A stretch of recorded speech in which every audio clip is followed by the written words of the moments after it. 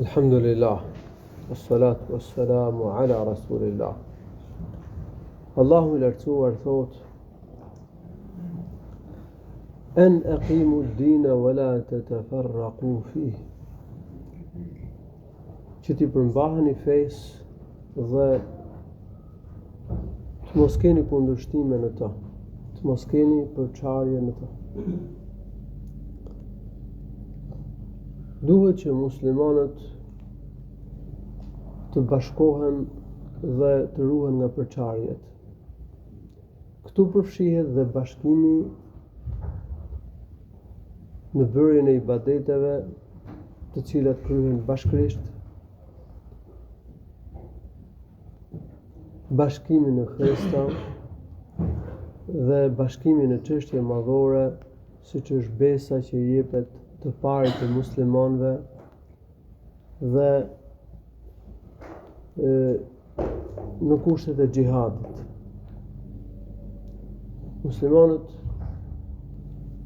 e falen xhumon bashk, nuk duhet përçahen në faljen e xhumos. Duhet ruajnë bashkimin, namazet me xhamate gjithashtu duhet të jenë bashkuar.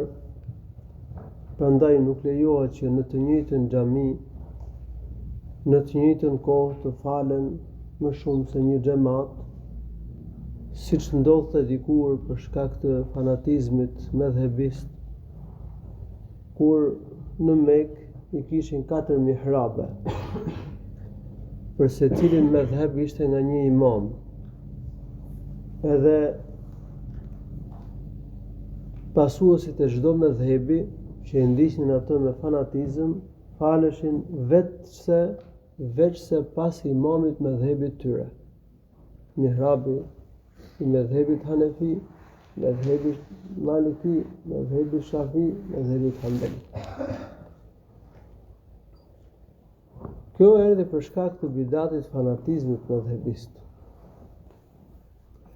Dhe ka ndodhur në vende të ndryshme të botës islame që nëse imami në një xhami do ishte, për shembull, Hanefi, Shafit nuk faleshin mas tij, po do prisnin që të mbaronin imamin Hanefit, pastaj do bonin xhamat të dytë Shafit, rrinin në xhami, nuk faleshin mas imamit. Nëse ndronte imami, bëhej imami Shafi. Atëherë Hanefit do qëndronin ulur, do prisin xhami derisa të mbaronin Shafit namazin, pastaj do çoshin me faleshin namazin me xhamat. Ky është bidati I fanatizmit medhebist. Pra kjo ka ardhur si pasojë e këtij bidati të keq. Kurse thirrja e sunetit, ndjekja e Kuranit dhe sunetit bashkon muslimanët në ibadet. Qoftë nëse kemi mendime të ndryshme mbi disa çështje që janë kushtet namazit, apo janë farzat namazit, apo janë detyrat namazit. Qoftë nëse ka mosmarrveshje në ca gjëra që përfshihen ka ato që e prishin abdesin, edhe pse ka mosmarrveshje të tilla. Përderisa këto gjëra kanë ndodhur me ijtihad, atëherë nuk lejohet që të përçahen muslimanët. Sipas hadithit duhet me u fal mas imamit, qoftë dhe nëse imami ka diçka që bie në kundërshtim me qëndrimin tonë, që ne e konsiderojmë më të saktë, për shembull.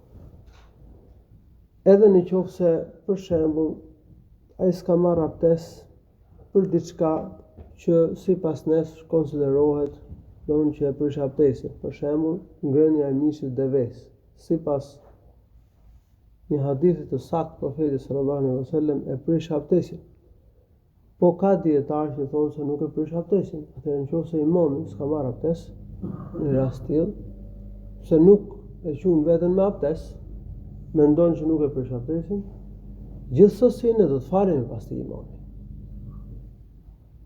Dhe ne namazin e quhet I saktë, sepse ky imam nuk e bën qëllimisht këtë gjë, po ai mendon që është me abdes, dhe se namazi I tij është I saktë. Po kështu, ka shtyllat namazit, ka detyrat namazit, në të cilat ka mosmarrëveshje mes dietarëve. Kështu që në çështje të tilla duhet më fal mas imamit dhe mos me krijuar përçarje. I dërguar Allahu sallallahu alaihi wasallam ka thënë: "Yusalluna lakum fa in asabu falakum wa lahum wa in akhta'u falakum wa alayhim." Imamët ju prinë namaz. Nëse ata ja qëllojnë, do kenë shpërblim ata dhe ju. E në qoftë se ata nuk ja qëllojnë, juve namazi ju quhet i saktë, ju quhet i vlefshëm, i pranueshëm, me shpërblim, dhe ata e kanë pasojën. Mirë po ata që fanatikët e mëdhëheve padyshim që dinin të hadith, sa në Sahihun e Bukharit.